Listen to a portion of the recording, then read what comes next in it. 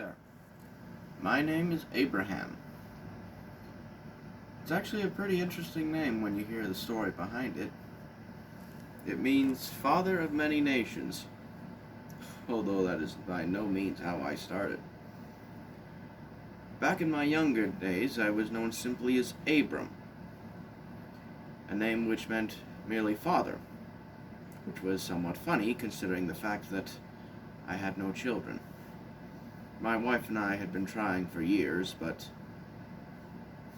we feared Sarai was barren. And then one day, something incredible happened. God Himself came to me, and He made me a promise. Go to the land that I will show you, and I will make your descendants into a mighty nation. Now, yes, me and Sarai would finally have children, but this was a lot to consider.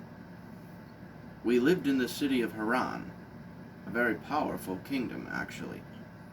And I wasn't nobody in Haran. I was what was known as a merchant prince. Not unlike what you nowadays call CEOs. I would be giving up most of what I owned if I left. And I didn't even know where God was wanting me to go. He simply told me, go to the land I will show you. But Sarai and I talked, and we decided to trust God. And so we took those who had come with us and simply left. We left Haran, and God eventually brought us to the land of Canaan. We lived there for many years. We did pretty well for ourselves. But as the years crept by, we began to realize that the promised child that God had said He would give us hadn't come yet. And by this time, I was an old man. My wife, Sarai, she was beyond childbearing years. How was God going to turn us into a mighty nation now? But God came to me again. He told me to look up at the sky and to count the stars,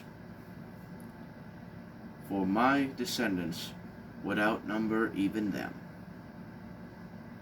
And as a sign to me that He would fulfill this promise, He gave me a new name. No longer would I be Abram, I would be Abraham. And my wife Sarai, her new name was to be Sarah. And so we trusted God a little longer, and still the child did not come. Then one day, when I was 99 years old, 3 men came, and I invited them to my camp. One, because I wanted to be hospitable, and also because I sensed something about these men.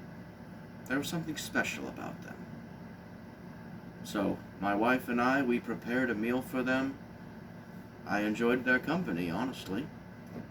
And then after the meal was ate, one of them said, I shall return here in 1 year's time. And when I do, your wife Sarah, will bear a child. Now Sarah was off pretending to collect the dishes and such, listening in. When she heard this, she laughed. She was an 89-year-old woman. She would have a child? Honestly, I almost burst out laughing myself. But the man turns to where she is, and he says, why does your wife laugh? Does she not believe that God can do it? Now she was far enough off that he couldn't have been able to tell just by looking that she was laughing. He couldn't even hear her. And that's when I knew. These were no ordinary men that I had entertained. I had been in the presence of God Himself. And just as God promised, 1 year later, when I was 100 years old, And when Sarah was 90, she had a child. A strong baby boy who we named Isaac, a name which means laughter. But really, that was only the beginning of Isaac's story. He grew up a good boy, a strong boy, a wise boy. I never met a smarter child. Of course, he was my son, so I might be a bit biased.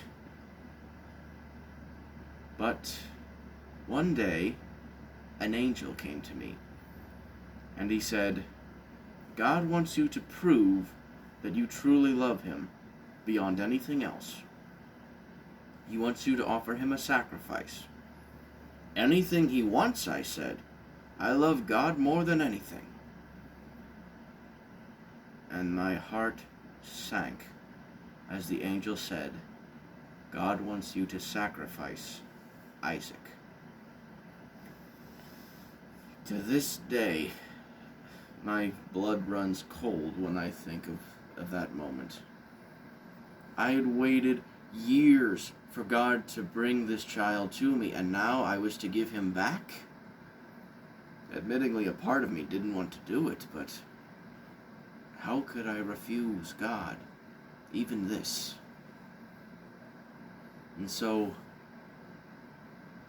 I got my son, and we got a couple of servants, and we went off to a place known as Mount Moriah. The whole time I kept wondering what God was going to do. But I knew he would not break his promise.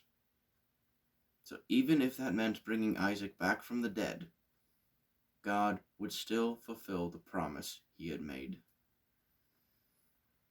So eventually we get there, and I tell the servants, wait here. My son and I will go on, and we will perform the sacrifice. As we are going, Isaac, carrying our firewood, looks around, and then he says to me, Father, where's the lamb? I told you he was a smart boy. He knew that I always offered God the best lamb of my flock.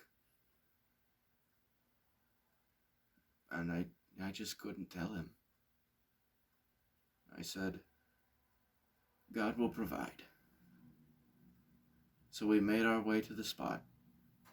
We built the altar, placed the wood, and then with a heavy heart, I placed my arms on Isaac's shoulders and said, You are the sacrifice that God has asked for.